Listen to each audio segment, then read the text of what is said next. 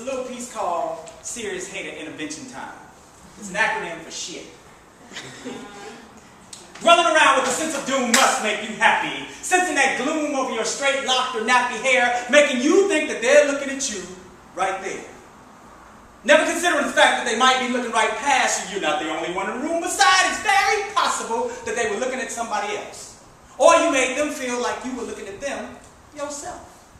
The silly games we play in public, looking for ways to elevate our damaged self-esteem, leaning back on the lowest common denominator in a futile attempt to make ourselves feel greater. Finding validation in the fact that somebody doesn't like you for whatever it is that you, whoever you think you are, or whatever it is that you do. Negating the fact that there are 1,000 monkeys that can do that too. Quite a few that look like you, act like you, talk like you, got paper that you got, and it's quite likely they got more than you. You don't make your own clothes, so those expensive vines that you're wearing came from the same old stores that sold to way more people than just you. But this is not a put down. Didn't design this piece to clown your simple ass and give you gas to continue this ride of delusional self-pride that way too many in this world have jumped on. Get on with that bullshit. Each of us has a niche that we do better than anyone else. It's just the nature of God to spread those talents and abilities out in millions of different forms. So it's normal for you to be special in your own right. Firing up another candle cannot dim your light. So get over yourself. Bask in your own wealth. And stop looking for frowns to make yourself feel great. Nobody hates you. Nobody hates you. Maybe it really could be. Have you ever considered the fact that maybe you're just whack? A mental hypochondriac, a mere butt crack, waiting for that wisecrack to validate who they are. Hate is an aphrodisiac for that megalomaniac that is lacking in love. Nobody hates you. Maybe it really could be that you really could be real corny. That your expensive clothes, fly jewelry, and a slick ride couldn't hide your insides from an outside view that you were a lame with expensive clothes, fly jewelry, and a slick ride that coincided that you may not be all that you really want to appear to be. Trying way too hard to compensate materially for your own society-made shortcomings, pumped by constant media propaganda into your paltry personality. I don't mean for this to be mean, but it seems that way too many folks that took a Cat Williams comedy routine way too far, allowed his amusing musings to give a bunch of ignorant bastards a flawed rationale to celebrate negativity. Now, how ignorant is that? My God celebrates my wealth, continues to place things in my path to build upon that investment. The universe smiles down upon me, so why in the hell would I give a damn about somebody lips stuck out, mad they can't be as happy as me? My Creator continues to create positive possibilities for me to grow, evolve, and prosper. And it would be improper for me to waste even the smallest bit of time on that unlimited energy. Nobody hates me. And if they do, I don't know it. Besides, I don't really give a damn. I know who I am. And if there is a conspiracy, some clandestine circle of people who get together and hate me, y'all can tell them for me to kiss my ass fast. Wouldn't give them a second of satisfaction, of negative satisfaction when I am surrounded by so much love. Nobody hates you. Just the dumbass shit that you do, thinking that somebody got something against you for whoever the hell it is you think you are, or whatever the hell it is that you do, got your focus in the wrong place. When all the faces you see are those with jealousy in their eyes, why the fuck would you give a damn about how much you would despise? No matter how much hate they spit on your plate, it cannot negate the fact that you were already born to be great, and you would slow yourself down, smiling at their frowns. Dummy. You are a reflection of everything around you.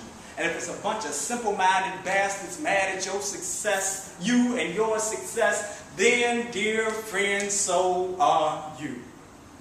Let's go and hate if you want to. Hate on me if that's what makes you happy. Talk about my little legs, my knotted knees. I got a bunch of bitter-ass ex-women that'll be more than happy to sit down and tell you in explicit detail why I ain't shit. talk about my ways, my shows, my clothes, and know beyond a shadow of a doubt that it means about as much to me as a flea on a dead dog's ass. My people love me, and that's all I need to continue to stay strong, prosperous, and happy. The universe loves you too. Focus on that instead of all that BS that's probably only in your head.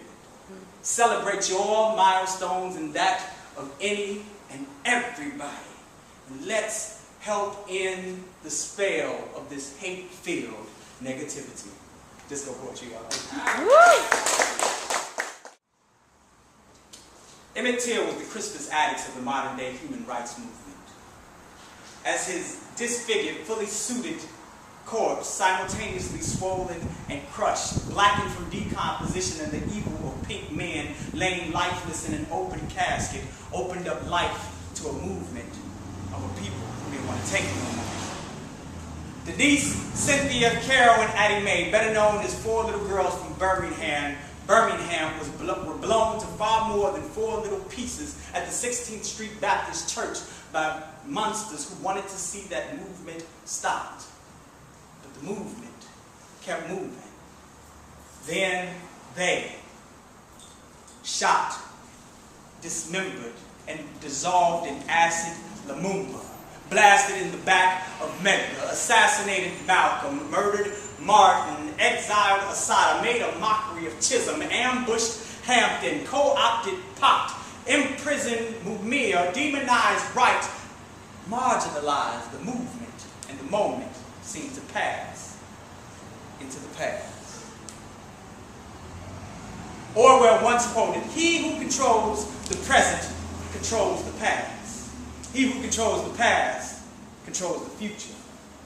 They taught you how to take it, embrace it, make it your own. They showed you how to love it, how not to even see it, how to pass it on. They took the revolutionaries and stripped them naked in front of you, tarred and fed them, tied each limb to a different horse faced in different directions, set them on fire, beat the horses to pull them apart in front of you. Then they took the rest of their comrades, beat them almost to the point of death, right in front of your face, killing your will to resist, placing the breaking process on television, plastering it across billboards, saturated reports of it in the news, shots of shots being shot into Oscar Grant in plain view on YouTube, using the goodwill of cross-dressing dramatists to sell it to you, left the women alone and unprotected with their male image destroyed, moved her to a psychologically frozen independent state, celebrated in song by Beyonce, raising her male children to be mentally weak and dependent but physically strong because she has become psychologically independent. Celebrated in song by Neo, she raises her female offspring to ape her, creating a cycle of disassociative, psychologically frozen independent ladies on a rotating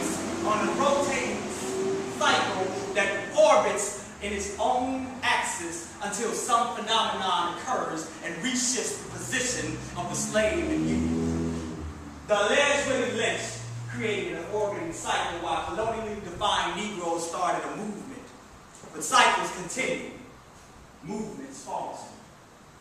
Cycles change direction. Cycles revolve. Movements change direction. Cycles go. Movements stop. Don't stop revolving. Evolving your resistance, even as they evolve measures to stop you. Don't stop revolving.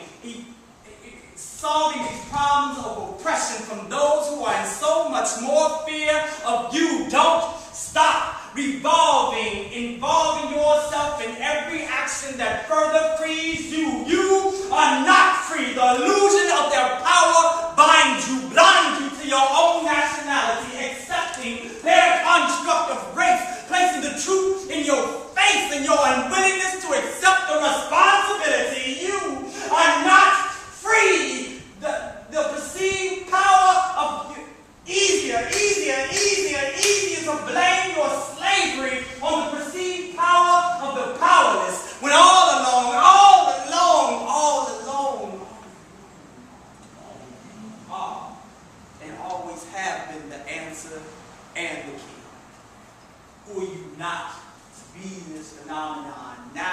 is the opportunity to reshift this position all of our ancestors hope that you will be.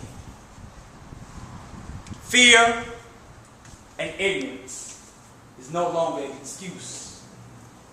Truly, you are the revolutionary. Disco poetry, y'all. Thank you.